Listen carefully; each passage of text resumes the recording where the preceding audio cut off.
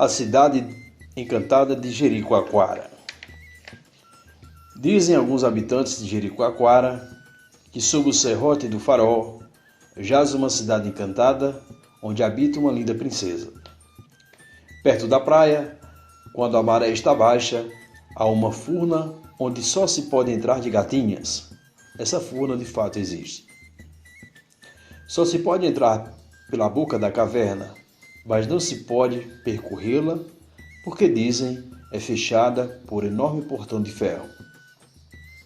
A princesa está encantada no meio da cidade que existe além do portão.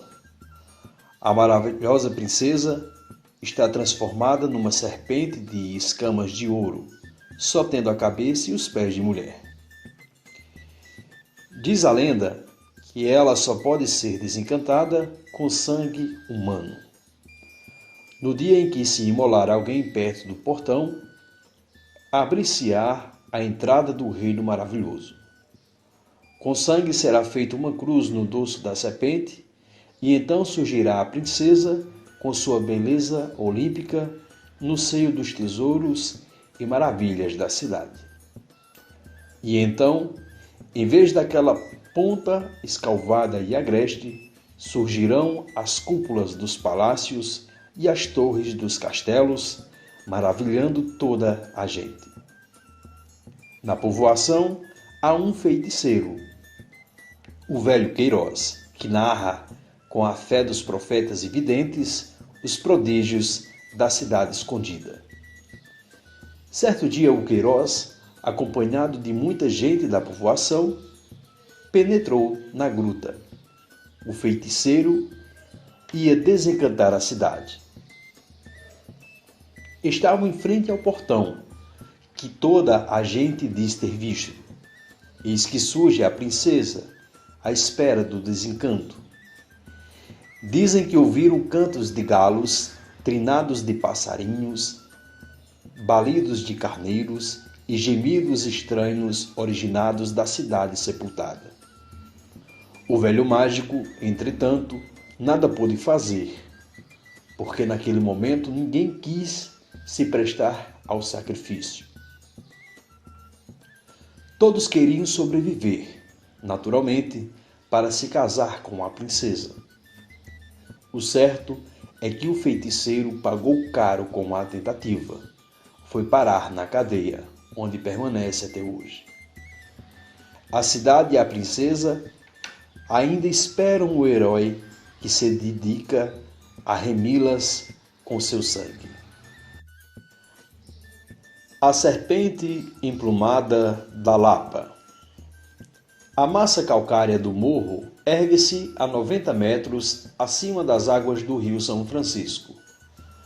Abre-se no bojo escuro, recortado pela paciência da erosão, um palácio misterioso, salas, átrios, corucheus, pilares, agulhas, miranetes, pias, decorações estranhas, arabescos que fecham as últimas volutas pela projeção impressionante de estalactites. Aí, em 1691, um português, Francisco Mendonça Mar, pintor abandonando a cidade do Salvador, atingiu a Lapa, com 200 léguas de peregrinação e fome, trazendo um crucifixo e uma vontade de eremita. Fez vida de solitário. Depois, o ermitão se tornou hospitaleiro da região, abrigando enfermos, consolando doentes, determinando que a imensa Lapa se tornasse centro de convergência demográfica estimulada pela fé radiante. Uma caverna transformou-se em capela, com altar e assento. Uma lasca do fonólito percorrida espalhava sonoridades de sino, ajudando os fiéis. O culto nasceu e se espalhou como uma luz suave por toda a redondeza. Francisco Mendonça Mar ordenou-se padre em 1706, tomando o nome de Francisco da Soledade, e morreu depois de 1722. A imagem do Bom Jesus fundou a povoação, Vila do Bom Jesus da Lapa, em 1890. Cidade em 1923, município da Velha Bahia. Em época de romaria, 10.000 devotos enxameiam ao redor do morro, cantando, orando, confiando na justiça divina. Logo à entrada da gruta, onde Mendonça Mar semeou a futura capela, está o altar-mor, feito há milênios, como disse Frei José de Santa Rita Durão, no século XIV, do seu Caramuru. Eis aqui preparado, disse o templo, falta a fé, falta o culto necessário.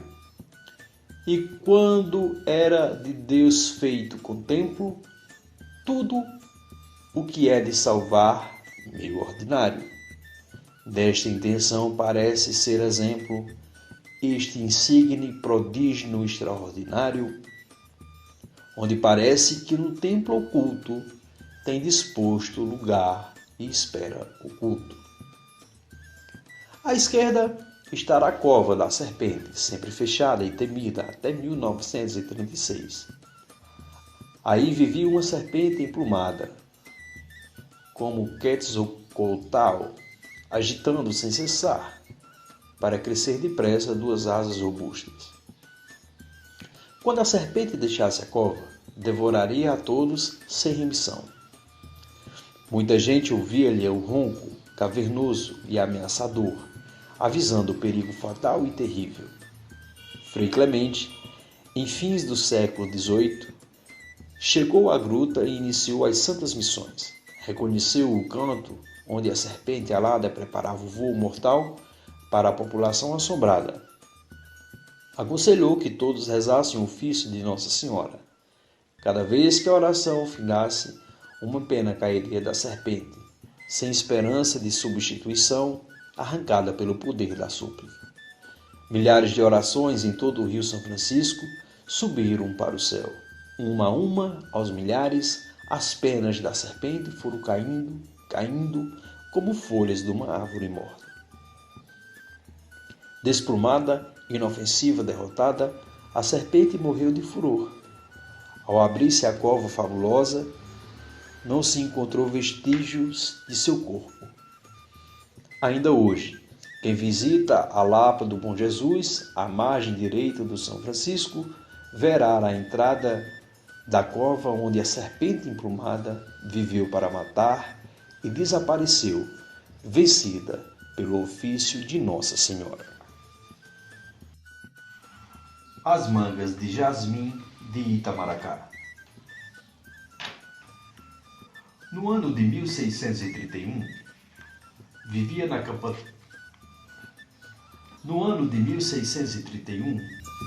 capitania da Paraíba Antônio Homem de Saldanha e Albuquerque.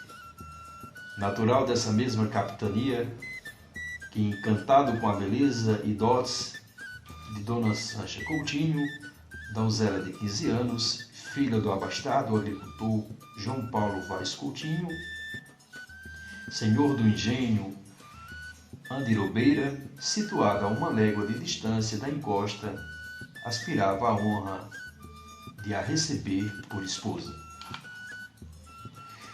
Dirigindo-se a seus pais e solicitando a sua mãe em casamento, eles a isso tenazmente se opuseram. Saldanha e Albuquerque, assim desenganado e desesperado pela recusa, que apagava todos os seus sonhos de felicidade e de amor, sem mais esperanças e ambições, alista-se no exército e marcha para o campo da guerra, quando as forças holandesas invadiram as plagas de sua província natal. Saldanha em Albuquerque foi um dos heróis do célebre ataque do Forte do Capeteiro.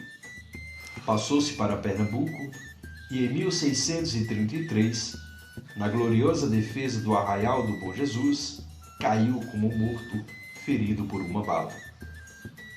Em 1646, anos depois de sua desventura, reaparece Saldanha e Albuquerque nessa província, mas trajando o hábito de sacerdote sob o nome de Aires Ivo Correia. A chegada dele foi assim celebrada. São 13 anos passados e de Jesus ao mosteiro chega a Olinda em pobres trajes um sacerdote estrangeiro. Traz o rosto macerado que à dor o espírito lhe rende, nos olhos se lhe apagaram as paixões que o mundo acende. Em anéis de ouro os cabelos, pelos ombros se declinam, palavras que esse anjo solta, só perdão e amor ensinam. Dias depois, partiu o padre Aires para a ilha de Itamaracá. Por esse tempo, já não existiam os pais de Dona Sancha Coutinho. E ela, triste, abatida e ralada de saudades, aí vivia então, em casa de seu irmão, Nuno Coutinho, quando apareceu o padre em sua casa, reconhecendo naquele humilde sacerdote o seu desventurado amante, morreu subitamente. Quis ser ela a derradeira em ver o santo varão. Mal pôs-lhe os olhos no rosto, ai meu Deus, e caiu no chão. Sobre o sepulcro de Dona Sancha Coutinho, plantou o padre Aires Ivo Correia uma mangueira, de cujos frutos provém as mangas de jasmim, tão celebradas pelo seu aroma e delicado sabor. E no lugar do sepulcro uma mangueira plantou, onde o hábito de Sancha até morrer aspirou. Visões que ela oferecia não são do humano juízo, a sombra que ela lhe dava era a sombra do paraíso. Ainda em torno da mangueira se vê um lindo jardim, e as mangas do padre Aires são as mangas de jasmim. Carro caído. O negro vinha da aldeia velha, servido de carreiro. O carro tinha muito sebo com carvão nas rodas e chiava como frigideira. Aquilo não se acabava nunca. Sua Excelência, já reparou os ouvidos da gente quando está com as maleitas? Pois, tal e qual. O carreiro era meu xarapim. Acudia pelo nome de João, como eu. Deitou-se nas tábuas enquanto os bois andavam para diante, com as archatas merejando suor que nem macaxeira encruada. Levaram um sino para a capela de Extremós. Na vila era povo como abelha, esperando o brônzio para ser batizado logo. João, de vez em quando, acordava e catucava a boiada com uma vara de ferrão. Ê, Guarabira! Ê, Rompe-Ferro! Ê, Manezinho! Era lua cheia. Sua Excelência já viu uma moeda de ouro dentro de uma bacia de Flandres? Assim estava a lua lá em cima. João encarou o céu como uma onça ou gato do mar. Pegou no sono e o carro andando. Mas a boiada começou a fracatear. E ele, quando acordava, zaz, tome ferroada. Os bois tomaram coragem à força. Ele cantou uma toada da terra dos negros, triste, triste, como quem está se despedindo. Então, ele pegou de novo no som, acordou, os bois estavam de novo parados. Diabo! E tornou a emendá-los com ferro. A coruja rasgou a mortalha. João não adivinhou, mas a coruja era Deus que lhe estava dizendo que naquela hora, e carregado um sino para a casa do nosso Senhor, não se devia falar no maldito. A coruja rasgou a mortalha. João não adivinhou, mas a coruja era Deus que lhe estava dizendo que naquela hora e carregando um sino para a casa de Nosso Senhor, não se devia falar no maldito. Gritou outra vez: Diabo! O canhoto então gritou do inferno: Quem é que está me chamando? João, a modo que ouviu e ficou arrepiado, assobiou para enganar o medo. Tornou a cantar a toada numa voz de fazer cortar o coração, como quem está se despedindo.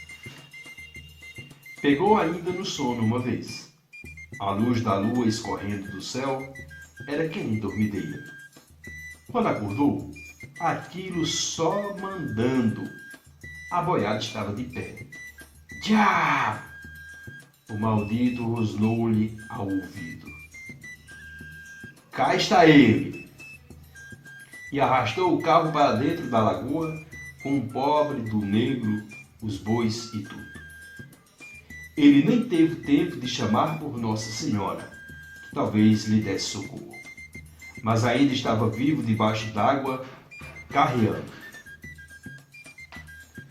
Sua Excelência já passou por aqui depois da primeira cantada do galo no tempo da quaresma? Quando passar, faça reparo. Canta o carreiro, chia o carro, toca o sino e a boiada geme.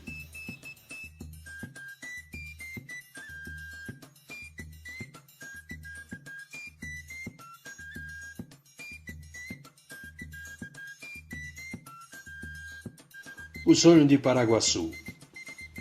Com destino ao mar Pacífico, tomar o vento do porto de São Lucas de Barrameda, na Andaluzia, em dias de setembro de 1534, duas naus castelhanas tripuladas por 250 marinheiros, soldados e colonos, destes não poucos nobres. Dirigia a jornada Dom Simão de Alcaçovas e Salto Maior, fidalgo português a serviço de Carlos V.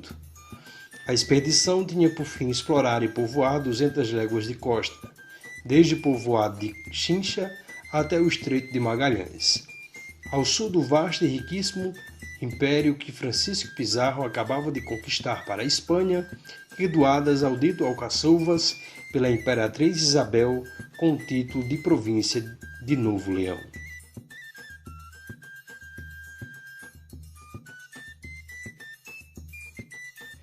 Tendo navegado em muito curta extensão o estreito, tão trabalhosa e arriscada se lhe prefigurou a travessia. Tais dificuldades teve de enfrentar desde logo, que se viu forçado a retroceder procurando abrigo na Ilha dos Lobos, onde sua gente, revoltada, o assassinou. Tomou a direção da esquadrilha em Juan de Charguana e fez degolar os capitães das naves, pondo em seguida a capa sobre o norte, em busca de São João de Porto Rico, no Mar das Caraíbas. Após haverem navegado em conserva durante 2 dias, os baixéis perderam-se de vista. Viajavam aquele em que tremulava a insígnia do destituto Alcaçovas, sempre amarrado ao litoral, e ao atingir a altura do Boipeba, revoltou-se ainda uma vez a tripulação, encalhando-o no recanto da costa da ilha, que até hoje guarda por isso o nome de Ponta dos Castelhanos.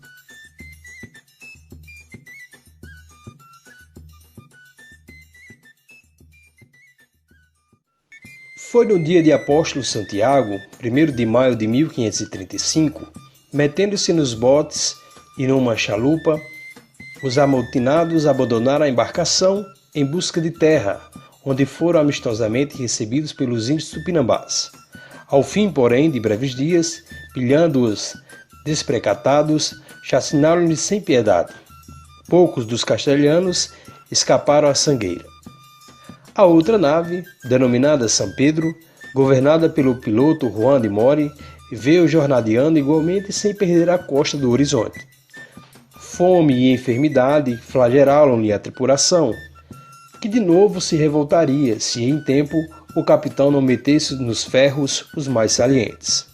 50 dias eram passados que sobre o mar corria nau, quando entrou nas águas da Baía de Todos os Santos, onde os mareantes toparam Diego Álvares, Caramuru, em companhia de 9 homens brancos vivendo pacificamente entre os índios das vizinhanças.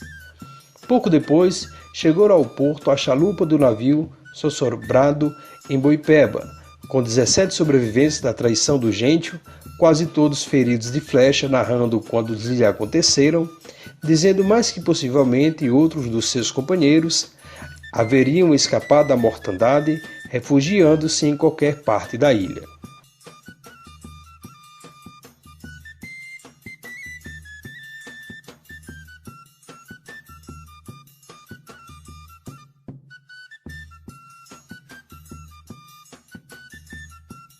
Eis aí o caso narrado com algumas divergências pelos historiadores. Veja-se agora a seguinte lenda que se relaciona com o naufrágio do navio castelhano em Boipeba. Na sua aldeia, à entrada da Baía de Todos os Santos, residia Diogo Álvares. Em certa manhã de maio de 1536, sua esposa, a celebrada Catarina Paraguaçu, contava-lhe singular sonho por 2 vezes tido aquela noite.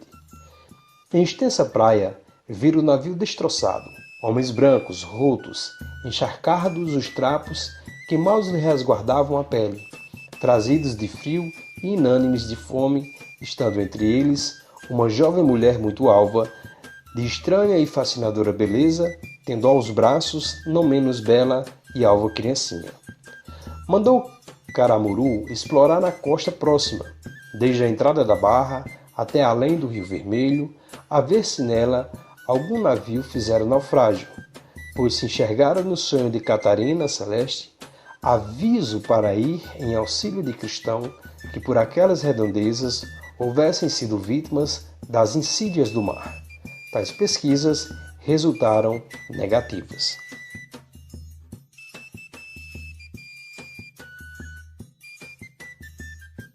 Nessa noite, Paraguaçu teve outra vez o mesmo sonho.